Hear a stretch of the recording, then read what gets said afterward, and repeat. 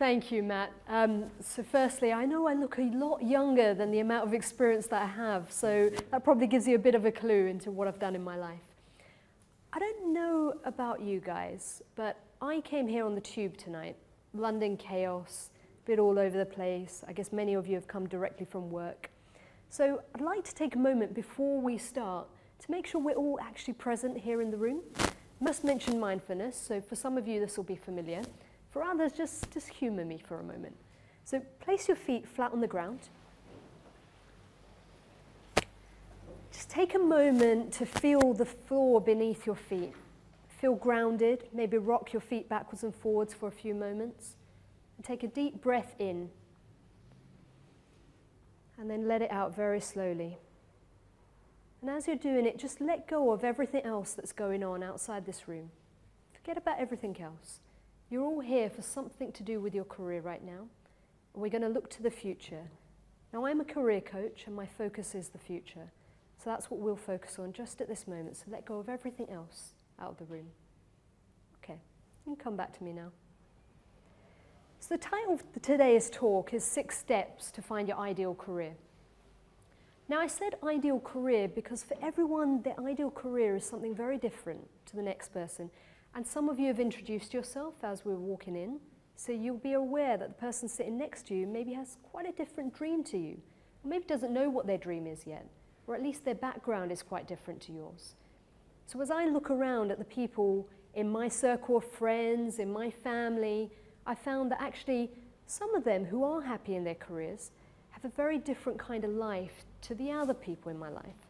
So some of them, I've got a friend who had about 10 years of accountancy, qualified as a chartered accountant, and then went on to set up his own business.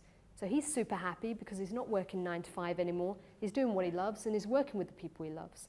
I've got another friend who focuses on radiochemistry. I have no idea what that is. Science was not my thing. But I think she spends all day in the lab. My idea of a nightmare. Doesn't have very much contact with people, but absolutely loves doing her experiments and working out what she's actually going to discover the next day. So everyone's got a very different idea of what their ideal career is. So tonight's going to be a highly interactive experience. I want this to get very practical and for you guys to start actively thinking about what you want in your careers and how you're going to do it. But the key thing I want you to keep hold of is that your ideal career is specific to you. So let's spend tonight discovering what makes you tick and what you really want out of your career. Sound good? Okay. So before we get started, I just want to gauge who's in the room right now. So how many of you enjoyed getting up and going to work this morning? There's someone, there's always someone. I'm really curious to know what you're doing here. What I'm doing? Yeah.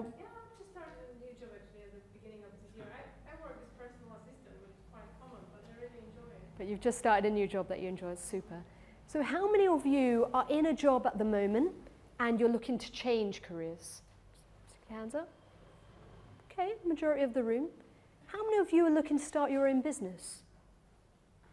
Okay, a couple of you as well. And how many of you already know what you'd like to be doing? Okay, that's great. You guys are going to love the first half of this talk then. So before we get started, I just want to give you a little flavour for what my life's been like, because I think I'm the perfect example of someone who's stepped out of what they were doing before and gone on to set up their own thing. As I'm talking through my story, I'd like you to think just to yourselves about, does any of this resonate with you? And are there any tools that I used that maybe you could use in your own lives? So firstly, I did a maths degree at Warwick. Came out of university, had no idea what I wanted to do. This is 2004 now, so I was at a point where actually banking was very high on people's priority list, not so much anymore. At the time, it was well paid, it was comfortable, and it also had some external validation. So I went in not knowing what I wanted to do, spent 5 years in banking until the crisis hit, and suddenly thought, oh, I maybe better do something else, because I never really wanted to be here in the first place. So what kept me stuck in that career, I think, was that externally it was quite a good job. You know, I was well paid, I was learning stuff, and my family were happy. I mean, my mother still has no idea what I was doing, but she spent a lot of her time, talking to friends and family, telling her how proud of me she was. But stuff that kept it comfortable is what kept me stuck in that environment. So I often work with people who aren't in such a bad job that they're ready to quit immediately. So just think about the things that might be keeping you stuck in your career at the moment. Those things that are quite difficult to let go of. I moved from banking to consulting, another thing that many MBAs do, and I know I've got an alum from my university here tonight. So I went to INSEAD to do an MBA. Lots of people go and do an MBA basically because they're a bit lost and they want to figure out what they're going to do in their lives. So I took a breather, stepped out, thought that would change the course of my life, and it didn't really change it that much. I still took the safe option and I went into consulting.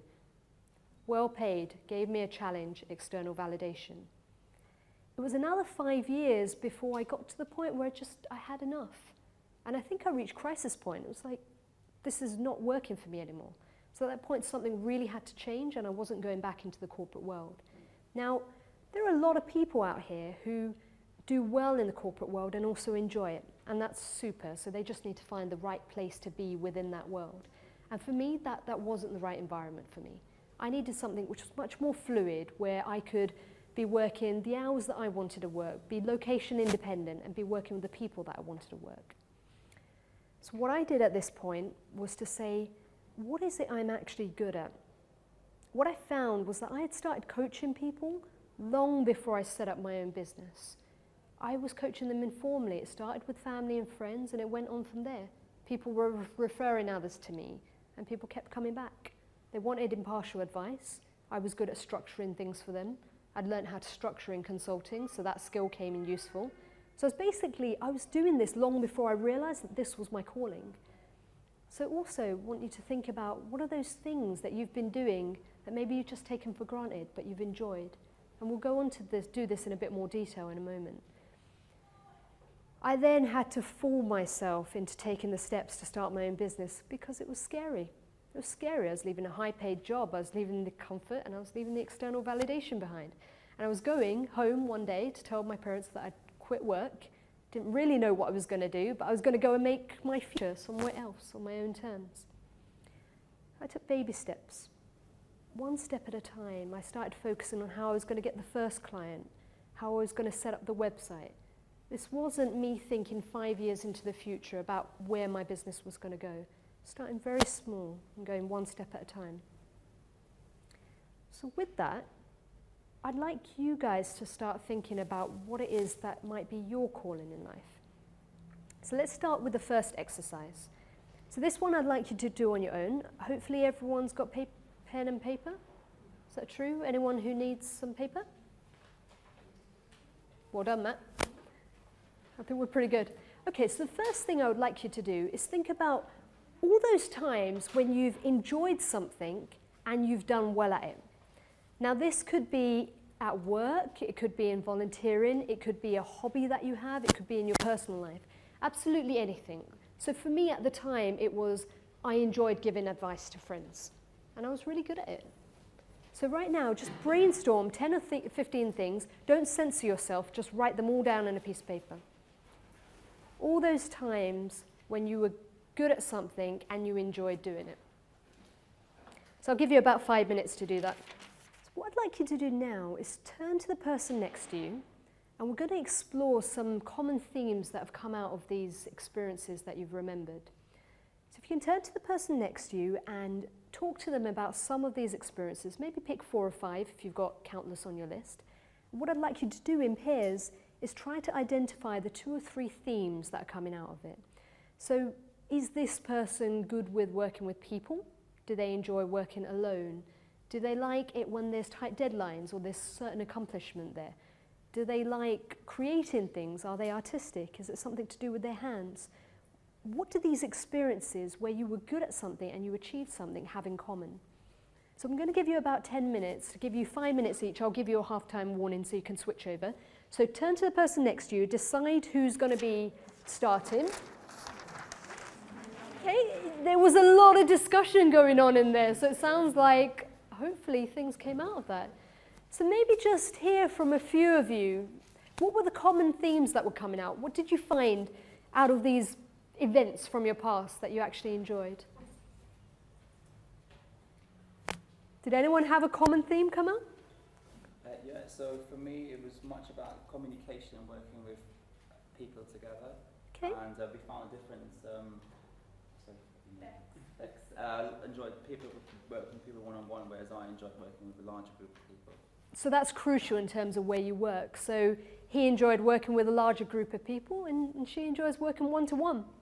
Okay, any other common themes come out? Glenn and I, we found that we both need creativity. Uh-huh. We love creativity. And we need to have the end result, to see the end result and be able to say, I did that. Cool. Okay, so creativity, seeing the end result and something tangible at the end. Okay. Did anyone have a theme that came out of their experiences that really surprised them?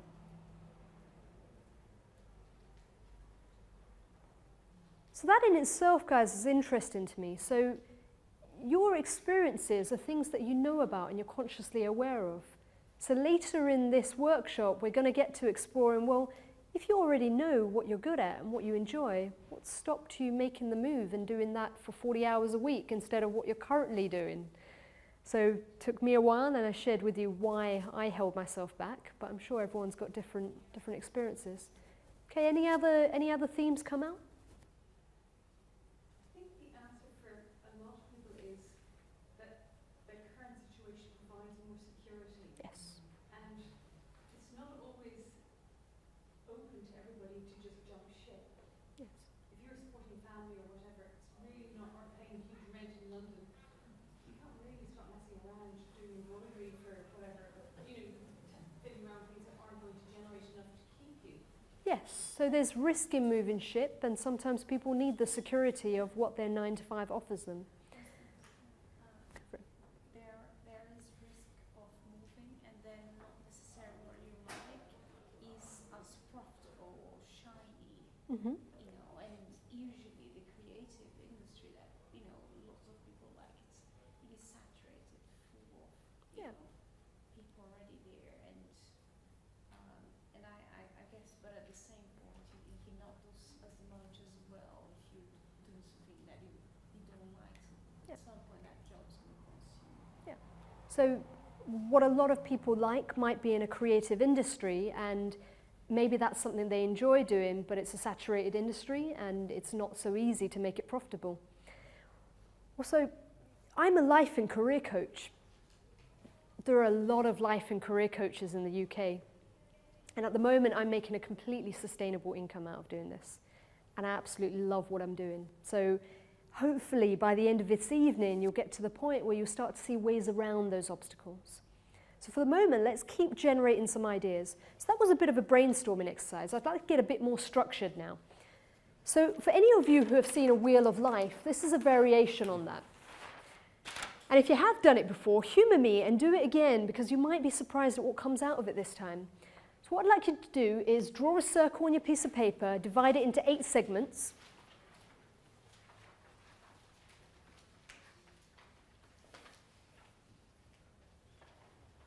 So a plus sign and then a multiplication sign. Nice, easy way of dividing it up.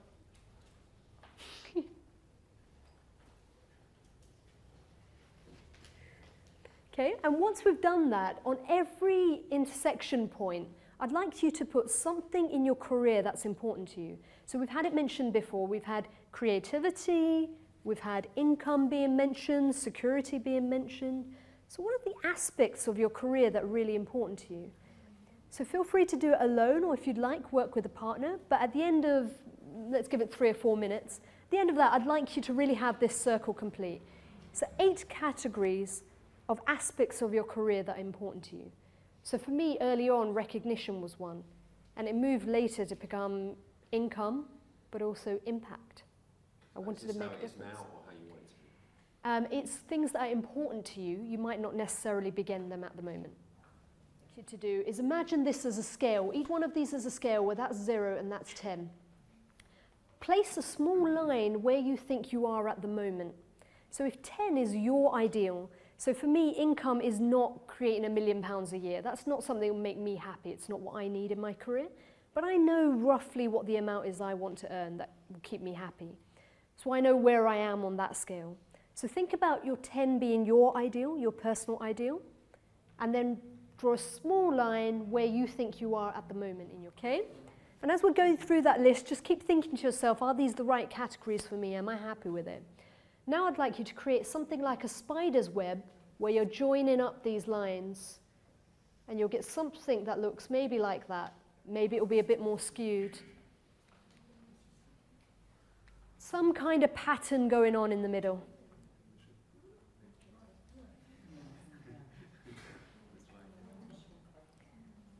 And once you're done, turn to your neighbour and have a little conversation. Was this picture what you expected it to be? Is there anything there that surprises you? Anything that you'd really like to change? What jumps out at you? If you're anything like the clients that I work with, you'll find that you knew income was a problem, but you didn't know maybe one or two of the other categories were a problem. So I love the energy that was there in the room. So hopefully there was a lot of food for thought, and maybe some surprises came out of that as well. Was anyone surprised at the picture they saw? Anything come out? Anything that came out of that picture tells you that something needs to change right now. So we've explored some of the things you might be good at, some of your needs in your career, some of the things that aren't being met at the moment. And some of this I'm sure some of you were aware of already. So what we're going to do is we're going to pause for a break, and in the second half we're going to spend all of the second half focusing on, well, what are those options of where you can go next? And how do we start to overcome some of those obstacles that we're facing? So some of the practical ones like your security or your family, your income, your fears, and we'll find ways around those obstacles together. Cool, so Matt said a lot about what his path has been like. So my path's been quite different actually. I'm not a systematic person. I tend to be quite spontaneous, and I jumped into doing what I love doing without really having a plan of how to do it. But what I did find is when I left the security of a job that kept me occupied 9 to 5, well actually 9 to 10 most nights, and then I found that actually it cleared up my headspace, lots of opportunities came to me. I mean, the Virgin startup thing is a prime example. I interviewed with Virgin for a full-time job, sat back. When they offered me the job, I realized I didn't really want a full-time job anymore. I didn't want someone else controlling my life. So that left me free to say, well, what do I want? Actually, I'd quite like to work freelance for you guys. So I asked them, can I work freelance for you guys? I'll choose my hours, I'll choose the people I work for, and this is what my day rate will be with you. And they turned around and said yes. Sometimes I think we spend so long stuck in the environment that we're in the processes that we're in the system that we're in, that actually we don't step back to say, what do I want and how can I make this happen? And it feels like it's such a big jump. It's either I work 9 to 5 or I don't. I go and set up my own business. But there's all this grey area in the middle that I want you guys to start exploring. Do you have to decide tomorrow that you're going to quit your job? Can you go down to 3 days a week? Can you experiment for 2 days a week and see what that other things you'd like to do? Is there opportunity within your role to start doing some of the things you love? If you love running events, can you take a slightly different direction in your current role and start to do a bit more organisation of events within the office? You start to try things that you actually enjoy and start to see how it works in the real world and how you can make that jump, but slowly, step by step. But when you do eventually make the jump, I think what you'll start to find is it's not quite as scary as you thought it would be. This is all that, you know, when you're a child and you think that there's monsters under the bed, it's like I'm really sure that there's monsters on the bed, and then your father comes in one day and he picks up the sheet and he turns the light on and you're like, well, there's nothing actually there. I just thought there was a monster under the bed. And what I found when I left that 6-figure job was actually I earn more than that working for myself, the hours that I want to work with the people that I want to work. I took an impromptu trip to Sweden last weekend and I flew in at 4 p.m. today. Could never have done that if I was in my 9 to 5. But I still earned the same amount that I usually earn today because I work with a lot of my clients over Skype. And a lot of them come to me because actually it's what they need and I'm doing what I love, so I'm having a phone call with them and I'm advising them and I'm structuring their problem for them, I'm giving them tips and advice and thoughts, and it's stuff that I would have done with a friend anyway. I actually enjoy doing what I'm doing. It doesn't feel like work. And on the side, if I ever do feel like, okay, I'm feeling a bit insecure right now, I need to top up my income, I sit back and I look at the skills that I do have. Well, I'm an ex-consultant, so why don't I freelance for a couple of weeks? And any of you who have freelanced as a consultant before know that you can earn a significant amount doing it freelance. So what I'd like to do now is I'd like to start the second half by saying to you, you've thought about the things that you need in your career. You've thought about the things that you're good at and the things that you've enjoyed. Put all of these together, and in pairs, I'd like you to start coming up with things that you could do in your job. And this might be something that then occupies you 9 to 5, or it might be a portfolio career. I was talking to Dan earlier, our lovely cameraman, who says that he's got about 8 different jobs right now. Pretty much akin to me, he does everything that he loves. Start to think about what are those things that incorporate these elements that you looked up in the first half. What might you like to do with your career? And also maybe 1 or 2 things that could help bridge the gap. So help provide you with some income in the meantime if you are thinking of doing something that might create a pay cut. It's like you to take like 10 minutes with the person next to you. Have a 2-way conversation this time. So don't focus on one person and then the other. Brainstorm off each other and start to look at what are those career options that you can have. Is that good? Any questions? So what were the ideas that come up? Anyone shout out? What were your ideas? Who thought of something that they could go and do? No ideas? There were a lot of conversations going on. I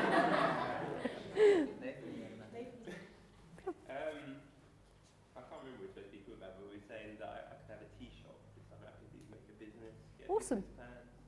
Okay, so he could have a tea shop. So I'm presuming that came out of you enjoying tea and wanting your own business, right? Okay. So hopefully you're not a coffee drinker. Okay. Any others? She helped me to find out to do something about nutrition. Uh-huh.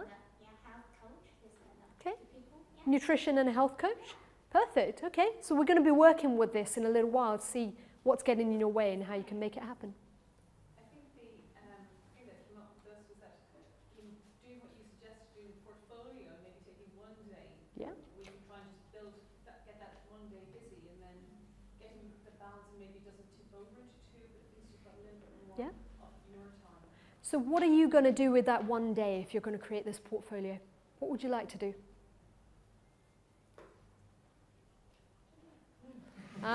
So that's the question to ask yourself. So if you are going to do a portfolio and you're going to take one day out, take the pressure of earning out of it for the moment and just start doing it. One of the things that we were exploring at the front was you could go and try something and do it for free, and that's okay because you build up credibility, you build up the experience. And off the back of that, you'll get paying clients and you'll get the income. But it's about making the move and starting to do it. Okay, what else? What else came out of that? What other moves are people thinking of making? Volunteering? Okay, what would you like to volunteer in? I'm not quite sure, but maybe working with young people. Okay, So kind of in the self-development, coaching. super. Okay, so volunteering in self-development, coaching. Come and see me afterwards. I already know a few organisations who do exactly that, and they're doing some great work.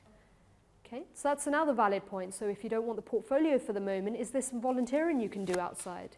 Is there something else you can do that could get you closer to the market or the people that you want to be associating with? What else? I don't believe that there were no other options that came out of it.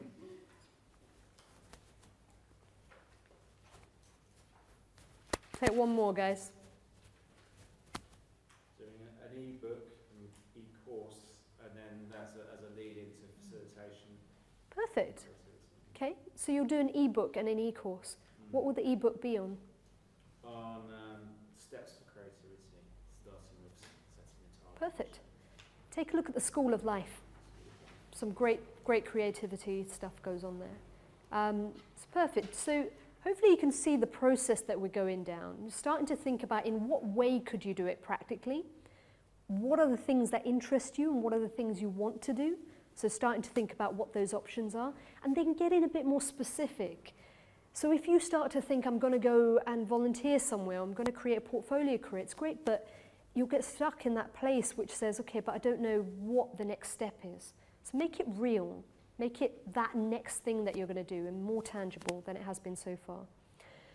So I had a lot of people come up to me, even in the break, and say, you know, these are the things that are holding me back and this is what's stopping me. And what came up time and time again was the security issue. So security is an issue, but there are ways to overcome it. And those ways to overcome it can be making sure you're in the right place before you leave your current job. That's setting a deadline, making sure that doesn't drift on forever. How much money do you actually need to survive for the next 6 months if you were to quit tomorrow? Is there anyone else you could rely on who could help ease that burden? Is there anything else that you could do on the side while you're creating your new business that could help you have some sustainable income while you're not earning so much from your passion? Do you need as much as you think you need? I didn't. I found that actually the only thing that was really important to me was staying in the flat that I was in. I shared with Glenn earlier, when I left my job, had a dependent disabled mother. So I look young, but I had commitments, and I had a mortgage to pay, and I had bills to pay. And it was really important. But what I did was I saved up for a year beforehand and made sure that I was in a place where I could have that little breathing room. And then what I did was source another job that I could do on the side that didn't take quite as much of my time or headspace. Very important that when you make that move, that job doesn't become the thing that then takes over. So it's just there for one reason and one reason alone, to buy you that time. So what we'll do now is take a look at some of those obstacles that people think are in their place that aren't letting them move on. So, as a coach, my clients come to me and they say they want to move jobs. And one of the things that comes up all the time is, I'll start searching, but I don't have the time right now. I'm working overtime. I just don't know when I'm going to start looking for that new job. I don't know when I'm going to start making a business. I don't know when I'm going to sit down and create my business plan. So that's the first obstacle I think is there. And in a moment, what we're going to do is brainstorm the different obstacles, and I'll get you to start thinking up solutions in your own life for those obstacles.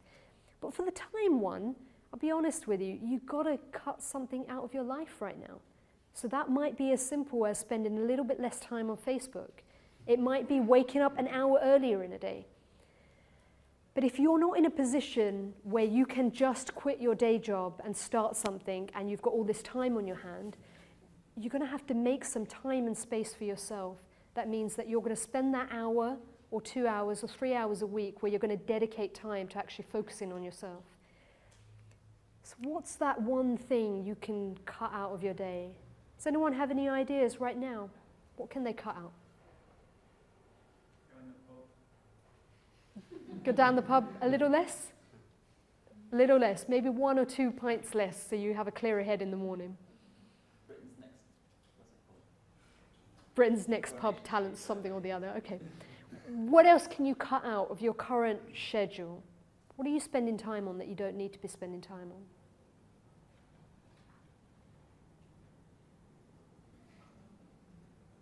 We've got a lot of wasted time. Like I do, my commute is just 45 minutes straight on the tube. Yeah? I just sit there.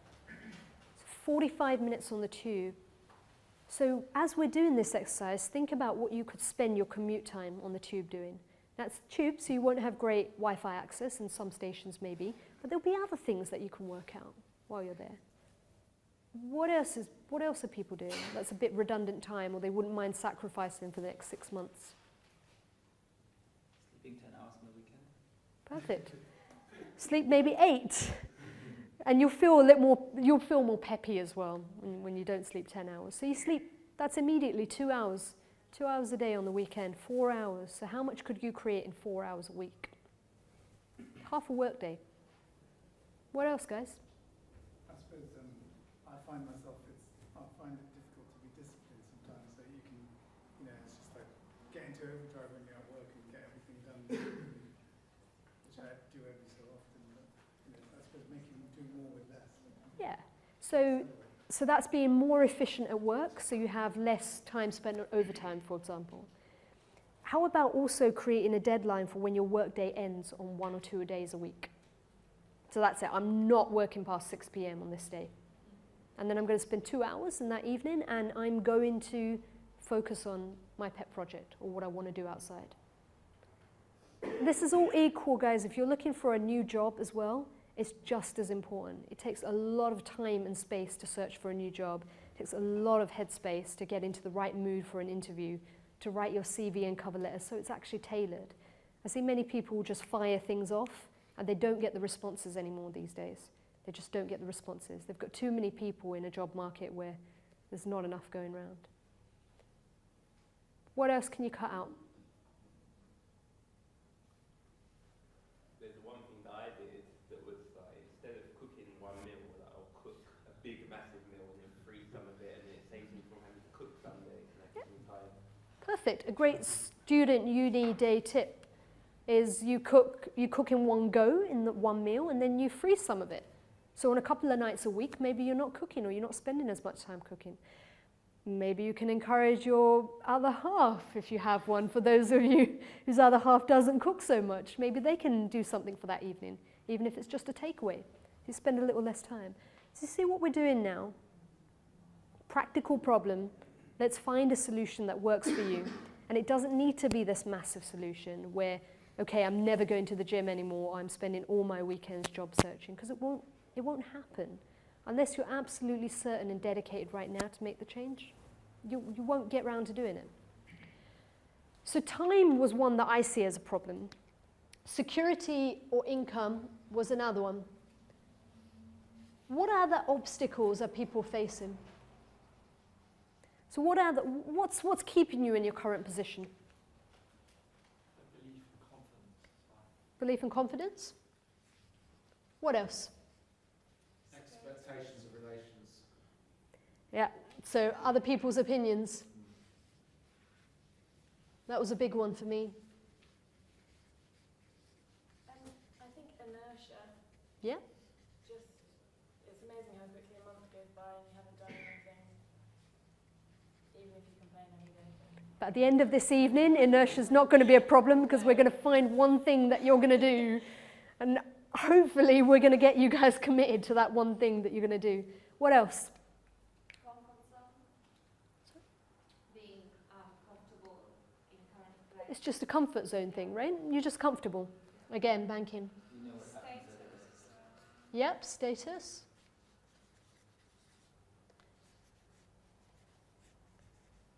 Status comes with recognition as well. What else? What's keeping you here? People. People. Yeah, Say more. I think, for me, I'm not from the UK. Yep. So some people might job are just like friends for life. So that security to have someone to speak every day Yeah. and understand you and stuff Okay. like that. That security, Okay. has kept me as well. So you're not from the UK, so there's a familiarity in the people that you interact Yes, with. Exactly. So is it fair to say familiarity of the Yes, environment as well, not yes, just the people? exactly, yes. So it's familiar and the unknown scary. Yes, exactly.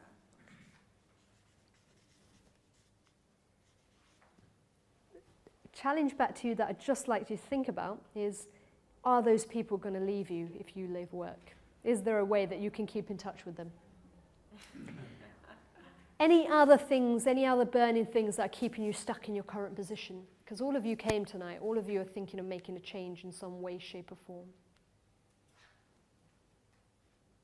Not knowing what to do. Not knowing? I'm hoping that might have started to change in the last few exercises. If it hasn't, we can do that in the one-to-one. So, I think you mentioned what and how as well, right? Because I think my case, I've been in a place for 7 years now. Yep. The way I job hunted back in the day was completely different of how the industry has evolved. So Yep. not knowing how to do it. so what and how? Yeah, So not knowing how to go about making a move or job hunting. It's true, the industry has changed very much. Okay, we've got quite a few down here. So what I'd like you to do now is, as we did for the time exercise, where we said, okay, this is the problem, how are we going to fix it? I want you to now work with a partner to say, what are my top 2 things that are keeping me stuck in this current position? What are the things that I can do to make an immediate change? So this isn't let's fix everything. So I've got a confidence issue. I'm not going to suddenly wake up tomorrow and I'm going to do one thing and it's going to fix the confidence issue, but it's going to move the marker slightly. It's going to get me that little bit further. I don't know what I want to do. Well, what is it I can get out there and start to try so I can start to think about what it is that I want to do and get a bit clearer? So take 2 or 3 of them that are your top personal barriers and add any others that you want as well. Work with a partner to come up with some solutions now for what is it that can stop you being stuck. Let's take about 10 minutes to do that. So now I know that a lot of you came for those 6 magic steps. As you've probably gathered through the course of this evening, there aren't really 6 magic steps, but there are things that you can do to help you along this path. So these steps are things that I came up with from my own experience, seeing people around me, but also through my clients.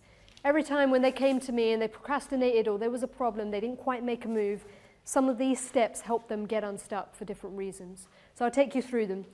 You'll notice that they're in 2 sections. So there's a learning section here, something to identify, and then there's a doing. You've got to get out there and actually make stuff happen. That's where the real magic happens. But in terms of identifying, we started the process tonight. Your first stage is to start to identify what you're good at, what your needs are in your career, and what things you actually enjoy doing. So it's not just you giving back to the world without doing things that you love. If you're passionate about something, you'll be like me, where you spend every single weekend on self-development courses, therapy courses, coaching courses, things to the point where your partner is like, what the hell, am I in a relationship with you anymore? I never see you. But I love doing it, and even if I wasn't having my coaching business, I would be spending every weekend doing these things anyway. So what are those things that really light you up and make you happy, that you'd be happy to spend your evenings and weekends doing? So that's the first thing. The second is get concrete over your options. And those are options that are, these are the things I'd love to do, and also the things that will support you along the process of making that transition. So for me, that was freelance consulting. For you, it might be something else. What are those skills that you have that you can sell to the world? What is it you can negotiate within your current position? Do they offer sabbaticals? Is there a work-life balance program that you can become a part of? Can you go down to 4 days a week? Can you get to the point where you are just working your 40 hours a week for maybe the next few months, letting go of that potential promotion because maybe that's not what you want anymore? So what is it you can do to free up some options, and how can you get concrete over the moves that you want to make?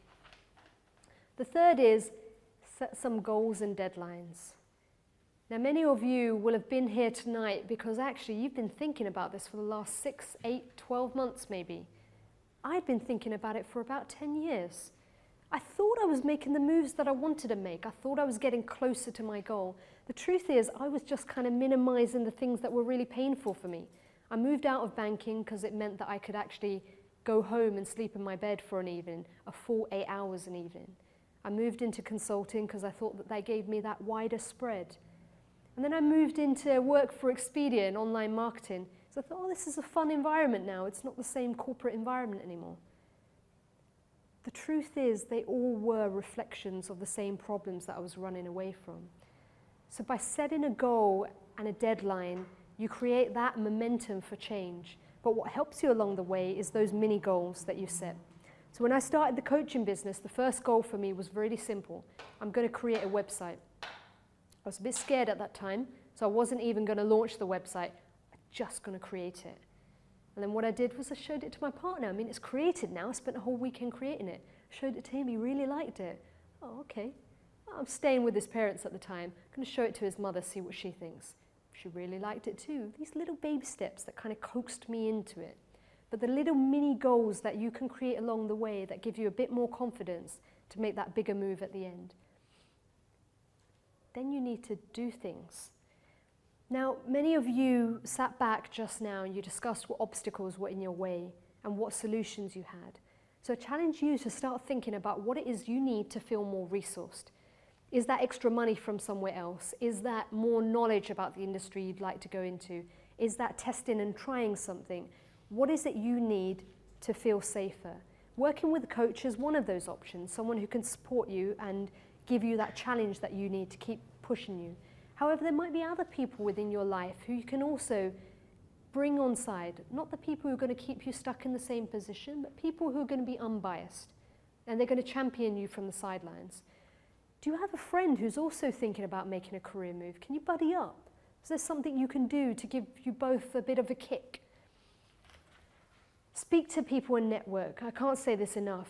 You can spend all day on the internet researching something, but until you get out there and you talk to people who own a tea shop, you get out there and you talk to people who work in volunteering, you actually see what's going on in the real world, see how these people live their lives and do their jobs, you're not really going to have an understanding of what it is that that environment is like. It's also a way for you to see if you identify and fit in with that. Or is there a way that you want to do it differently? So when I started mixing with coaches and getting involved in the therapy environments and the coaching environments, I started to understand a bit more about who I was as a person, what kind of coach I wanted to be, what kind of tools I wanted to use, and what kind of people I wanted to be working with, and what kind of environments I wanted to associate myself in. So get out there, speak to people, network. You're all on Meetup. There are 1,000+ meetups out there, but there are other specific networking groups too. Get out, start to meet people, see what's going on. And then try things. Take risks. Everything that scares you, do it. Anything that you think you can't do, the worst that can happen is that evening doesn't quite go as well as you thought it would. When I first started, I was scared of people, actually. I'm a strong introvert. I'm standing here at the front of the room with you tonight because what's the worst that could have happened? And actually it ended up being a really fun evening.